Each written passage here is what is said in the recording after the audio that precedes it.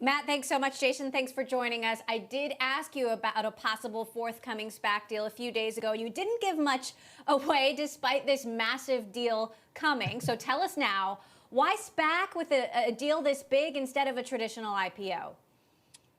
Yeah, I mean, the main reason for us was velocity. If you think about an IPO process, it sort of takes your executive team out of the game for, about 6 months. Here we worked with the folks at Soaring Eagle. They've been doing SPACs for nearly a decade. They're very operationally excellent at it. We got a pipe done in 2 weeks, with great new investors, Morgan Stanley, Putnam, ARK, Bailey Gifford coming in. I could get back to building the business fast with this, and we had good surety around the amount of funds we'd be bringing in through the pipe. So really liked it as an approach. Cathie Wood's ARK, Bill Gates's Cascade getting in on this. Yep. What Ginkgo Bioworks actually does is sort of reprograms cells to make products, whether it's foods or vaccines, more innovative, more sustainable. As I understand it, you're trying to be like Microsoft or AWS, but for biotech. Explain that. Yeah, so the core idea is inside of every cell is digital code in the form of DNA. Right? It's A, T, C's, and G's, not zeros and ones, but you can read it and write it with DNA sequencing and synthesis. So you can kind of program a cell. And you can understand this actually if you've had an mRNA vaccine, that RNA is a piece of code, right? And your cell brings that in, reads the code, makes a little protein, turns on your immune system, and we all get out of this mess, right? That's a great example of cell programming. But you're also seeing it in things like, in the Impossible Burger, there's a protein in there that's made with cell programming that makes it taste and smell good. We have a $100 million joint venture with Bayer to program microbes to produce fertilizer. We work with Roche and antibiotics. Those are all just different apps. And what Ginkgo is a horizontal platform, much like the tech industry, where people come to get their apps programmed, except we're programming in DNA. So we've seen with the mRNA vaccine, huge progress from this kind of technology.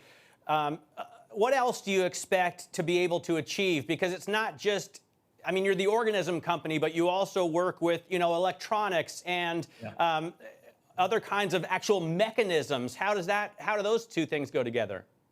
Yeah, Matt, so the way I think about it is, think of a computer, right? It's an amazing machine. You put different code in it, and it can do all these different applications. And if you look at the industries that got disrupted over the last 50 years because of tech and computing, it was all information-based industries, media, telecom, finance, because a computer moves information around, right? Well, a cell is programmable. You put in different code, different DNA code, and it does different things, literally like installing an app. Except it doesn't move information around. Cells move atoms around. They build things. And so if you look at the industries that are going to be disrupted by programmed cells, it's food, it's medicine, it's building materials, it's electronics, the physical things. And ultimately, I think it'll have a bigger impact than computers did over the last 50 years. So your highest profile partnership at this moment is probably Moderna, helping them grow the raw materials for their vaccine. But talk to us about what else you have coming in the pipeline. Matt alluded to a number of different kinds of products there, and when average consumers like us will see the benefits. Yeah, so you're going to see them almost immediately. We have a company called Motif FoodWorks, right? So I'll give you this example in the food space, right? That Impossible Burger, you bite into that thing, it's a veggie burger, but it bleeds, right? And so that's a little bit weird, right? Like, where's the blood coming from? There's not a lot of blood in plants, right? And what Impossible did was they found the gene for hemoglobin. They put it into brewer's yeast, like you would use to make beer. And then you brew it up, and instead of beer coming out, you get hemoglobin, you add it back, and suddenly this thing smells right, tastes right. It's the Impossible Whopper at Burger King, right? Well, that's not the only animal protein that impacts food, right? Think of egg proteins, milk proteins, right? Have you ever had vegan cheese? It's like it crumbles to dust. Well, that's because it doesn't have casein, which is a protein in milk that makes cheese stretchy. So if you wanted to have, a vegan cheese product coming up, I think what you're going to see very soon is more and more of those are actually enabled by a cell that's been programmed to produce that milk protein without the cow. That's going to be on store shelves, right? And so I think consumers will see this in more and more parts of their lives as the technology at places like Ginkgo makes it cheaper and faster to program these cells. What's Ginkgo Bioworks' unique selling point then? Because this is surely a crowded industry, but you're kind of the biggest player right now, and will be surely the biggest one that's traded.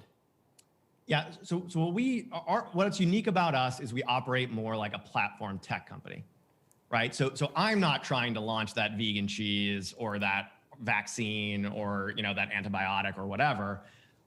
I want to be like AWS. I want to be the place where people come to do that work. And importantly, in the facility behind me in Boston, we have about 200,000 square feet of robotics and automation to do the kind of lab work I did back when I was doing my PhD at MIT, right? And importantly, when we run our facility, it drives a scale economic, like a chip fab or like an auto plant. It gets cheaper as we do more of it.